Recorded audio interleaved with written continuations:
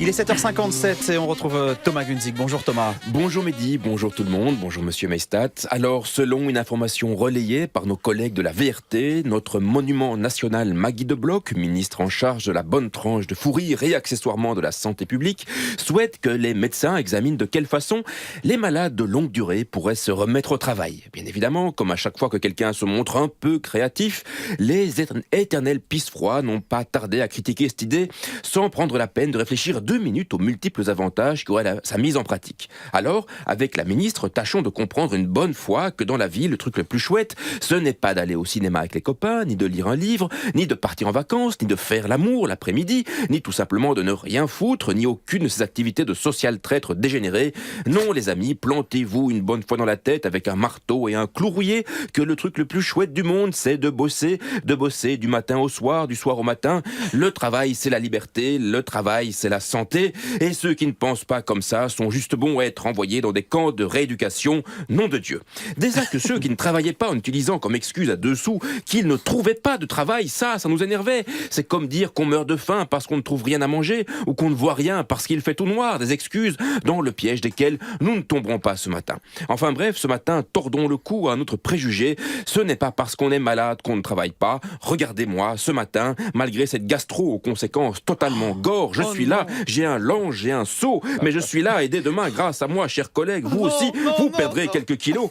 Mais les malades de longue durée, ça, j'avoue, malgré mon ouverture d'esprit, je n'y avais jamais pensé, jamais. Et pourtant, Madame de Bloch, c'est génial. Parce que jusqu'à aujourd'hui, le sclérosé en plaques, l'insuffisant cardiaque ou le cancéreux, qu'est-ce qu'il faisait?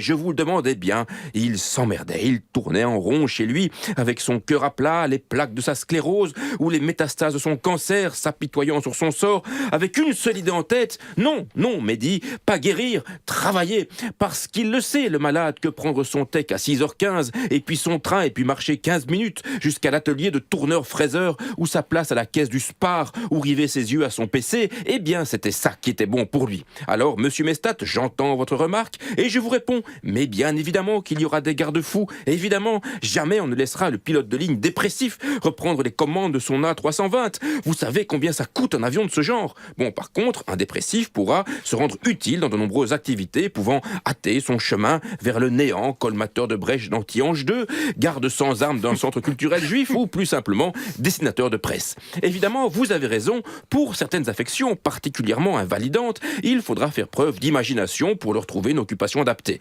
Mais le marché du travail est plein de bonnes idées. Je trouverais par exemple assez pertinent d'offrir aux Belges atteints d'Alzheimer un travail répétitif qui, pour un individu à la mémoire défaillante, jouira toujours d'un parfum de nouveauté, ou bien tout simplement un poste à l'inspection spéciale des finances, ou l'oubli de certains dossiers après Lux et Swiss League sera plutôt bien vu par le gouvernement.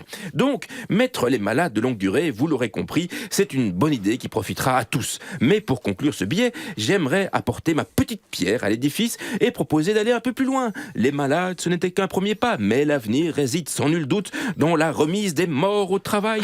Tordons le goût à cette idée gauchiste de repos éternel qui n'est absolument plus tenable dans notre contexte de crise. Avec Maggie de Bloch, ce matin, vidons les hôpitaux, sortons les malades, exhumons les morts, et que pour le bien commun, enfin, tout le monde fasse un effort à demain. Philippe Mestat, les morts au travail, c'est une mesure économiquement viable?